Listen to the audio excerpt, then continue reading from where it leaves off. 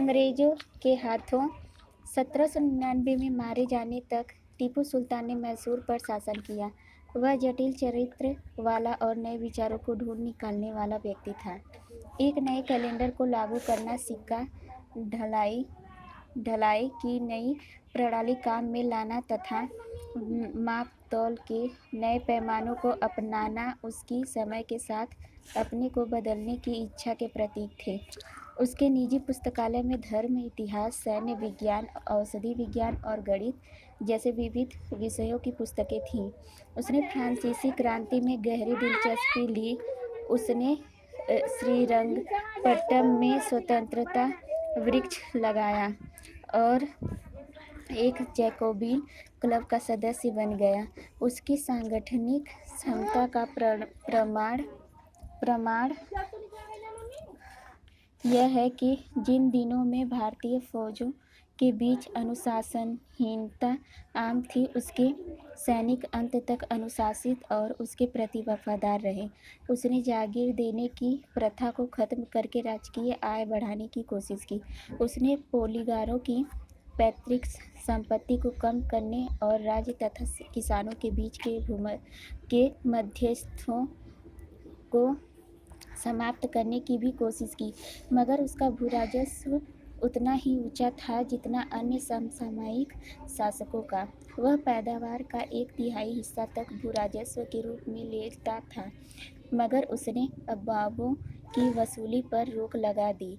वह भू राजस्व में छूट देने में भी उदार था।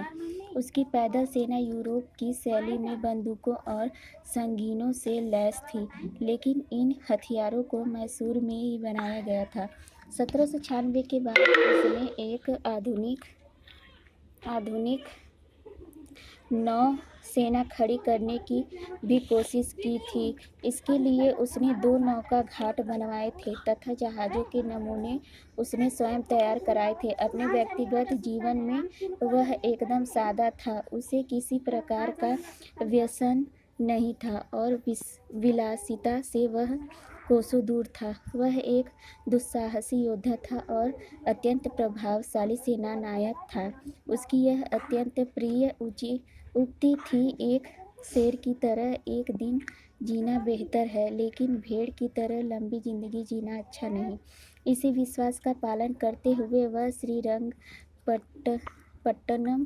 के द्वार पर लड़ता हुआ मरा था, लेकिन हर काम में वह जल्दबाजी करता था और उसका स्वभाव स्थिर नहीं था।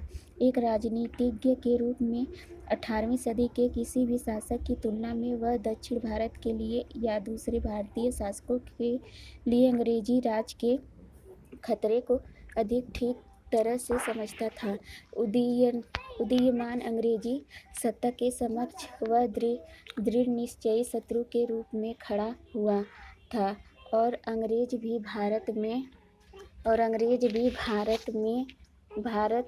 में उसको अपना सबसे खतरनाक दुश्मन समझते थे।